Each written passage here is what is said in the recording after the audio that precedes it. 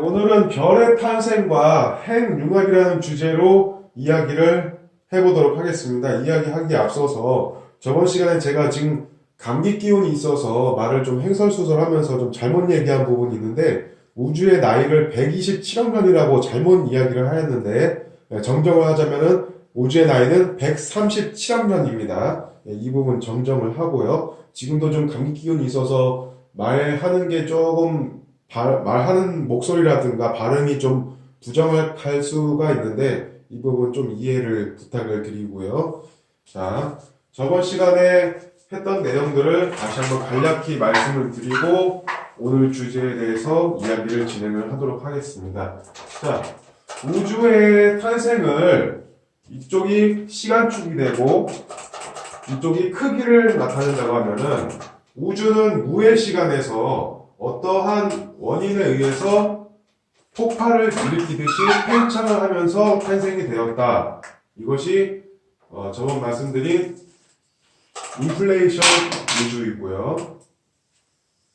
이것을 그림으로 나타나게 되면은 우주의 어떤 특이점 한 점에서 폭발을 일으키면서 팽창을 하였고 그 짧은 시간 동안 급격히 팽창하는 이 부분을 인플레이션 우주라고 저번 시간에 말씀을 드렸었고요. 이 이후에는 팽창 속도가 다소 줄어들면서 팽창이 속도가 줄어들다가 이 마지막 부분에서는 다시 팽창이 가속되는 그런 모습들이 나타난다고 지금 관측이 되었기 때문에 현재의 우주는 시간으로 이렇게 나타내었을 때 이러한 종을 엎어놓은 그런 형태의 모양으로 나타나게 된다. 이 우주의 이 크기는 현재 관측되기를 137억 년의 나이를 갖고 있다. 이 크기를 짐작하여 미뤄봤을 때 나이는 137억 년이고 이 중심에 우리가 관측할 수 있는 우주의 크기가 이렇게 되겠죠. 자, 이것이 이제 팽창하는 우주의 모습을 나타내는 것이고, 자, 그럼 저번에 말씀드렸던 그 빅프리즈 우주는 다시 빅크런치 우주는 우주가 팽창을 하다가 다시 수축하는 이러한 모습으로 우주가 다시 한 점으로 모이기 때문에 이러한 모습이 되겠죠. 빅크런치 우주는 이러한 모습으로 수축 붕괴하는 형태가 될 것이고요. 그럼 빅립 우주는 무엇이냐? 초기부터 아주 극단적인 팽창을 이룬다고 모습을 했을 때 이렇게 거의 광속으로 팽창하는 이런 빅립 우주가 될 테고요.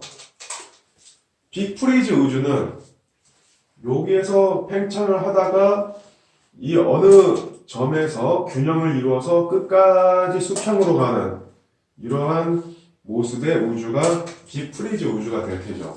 우리 우주는 여기에서 팽창을 하다가 팽창 속도가 줄어들었다가 이곳에서 다시 팽창을 하기 때문에 이러한 모습이 된다고 보는데 이것을 제가 저번에 이제 말씀을 드렸던 그 개인적인 생각을 좀 더 다시 보태서 말씀을 드리자면은 우주에 씨앗이 있다고 봤을 때 이 중력 범위를 벗어나서 다시 팽창 가속이 붙기 때문에 여기에 팽창 속도가 줄어드는 이 부분 이 부분이 되겠죠. 우주의 중력 경계, 우주의 씨앗의 중력 경계가 되는 이 부분을 탈출을 하면서 팽창 가속이 붙기 때문에 그러한 모습이 나타나지 않는가 이렇게 저는 생각을 하게 되었습니다. 이 모습을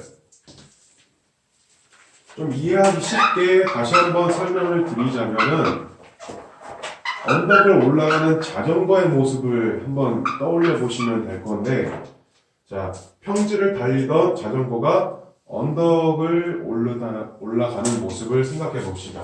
자, 여기서부터 가속을 밟아서 열심히 달려와서 언덕을 올라간다. 힘겹게 언덕을 올라가는데 그러면 달려왔던 그 가속 속도가 올라가면서 점차 줄어들게 되겠죠. 줄어들고 해서 이 부분에서 거의 0에 가까운 그런 올라가는 속도와 그리고 내려가는 그 중력의 힘이 균형점을 이루는 점이 이점심이라고 했을 때 이 부분을 통과하게 되면은 다시 페달을 열심히 밟아서 그 자체 에너지로 가속도가 붙게 되겠죠. 이것을 팽창하는 우주라고 보게 되면 팽창 가속이 붙는 그런 모습이 될 것이고, 만약에 이 중력의 영향을 벗어나지 못하고 힘이 가속 속도가 미치지 못하고 다시 굴러 떨어진다면 다시 원점으로 돌아오는 빅크런치 우주의 모습이 될 것이고요. 자, 여기서 올라가는 힘과 내려가는 힘이 정확하게 경계를 이루게 되면은 올라갈지도 내려가지도 못하는 더 이상의 움직임이 없는 이러한 멈춰진 상태가 되겠죠. 이것을 빅프리즈 우주라고 저는 생각을 했습니다. 자, 이런 빅프리즈 우주는 우주의 씨앗의 경계에서, 중력 경계에서 균형점을 이루게 될 테고요. 자, 여기에서 힘의 방향이 아주 조금만이라도 이루어진다면은 이제 회전 운동을 하게 되겠죠. 예를 들자면은 토성의 골이라든가 그런 천체의 띠와 같은 모습으로 빅프리즈 우주가 이렇게 회전하는 모습이 되지 않을까 이렇게 생각을 했고요. 마찬가지로 팽창하는 우주나 수축하는 우주도 이 우주의 씨앗을 중심으로 회전을 할 수도 있다. 이렇게 생각을 한번 해봤습니다. 자, 이런 모습이 지금 블랙홀도 이러한 그 끼를 가지고 있다라고 지금 연구가 되었는데, 블랙홀의 모습과 매우 흡사해서 블랙홀이 우리 우주의 그런 소우주의 그런 모습으로 생각을 해볼 수 있지 않을까. 저는 개인적으로는 그렇게 뭐 생각을 해봤습니다. 자, 오늘 할 주제에 대해서 이제 진행을 하도록 하죠.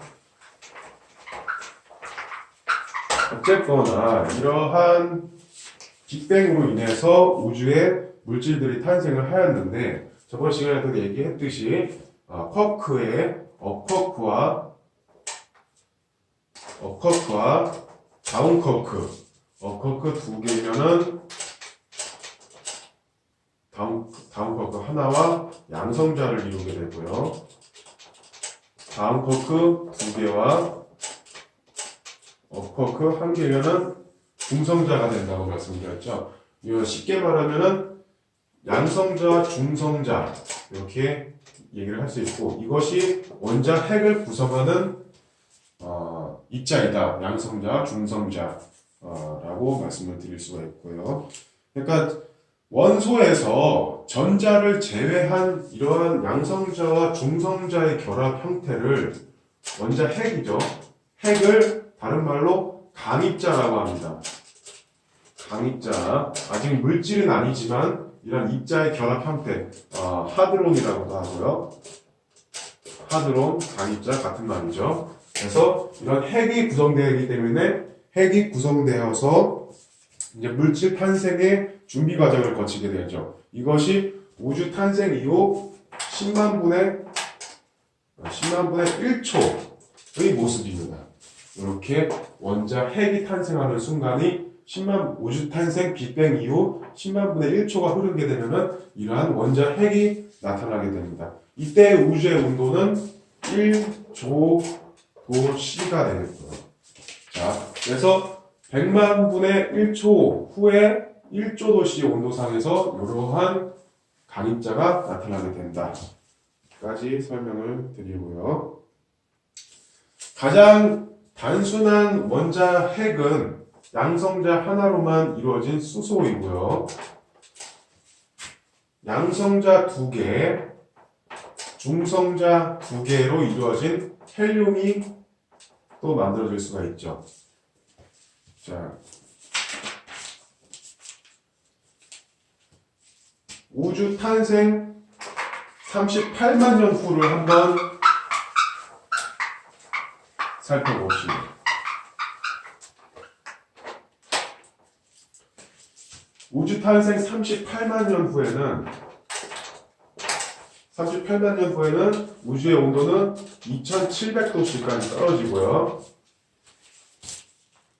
원자 핵에 아까 말씀드린 강입자 하드론 핵에 전자가 붙잡혀 포획됩니다. 이 전자가 원자 핵에 결합되어서 원자 핵 주위를 돌게 되죠. 이때부터 원소가 탄생하는 것이죠. 가장 단순한 원소인 수소가 있겠고요. 그 수소보다 좀 더 결합된 그 무거운 원소는 헬륨이 있겠죠. 이때의 수소 원자 38만 년 후에 수소 원자는 우주의 92% 물질의 92%를 차지하고 나머지 8%는 헬륨입니다. 수소고요. 자, 아까 이제 좀 더 다시 보충 설명을 하자면 전자는 마이너스적 성질을 띠고 있고 핵은 양성자든 뭐 중성자든 이렇게 있을 때 양성자가 플러스 전기를 띠고 있고 중성자는 전기적으로 0이고요. 그래서 플러스 전기를 띠고 있고 마이너스 전기를 띠고 있기 때문에 아까 우주의 온도가 1조도씨에서 2700도로 낮아졌기 때문에 온도가 낮았다는 것은 에너지가 낮아졌다는 것을 의미하고 이 운동 에너지가 낮아진 전자 입자들이 이쪽 전기적 성질이 반대되는 원자 핵에 사로잡히게 되면서 원자가 탄생하게 되었다. 원자가 탄생하게 되었다. 이렇게 이야기를 할 수가 있겠죠.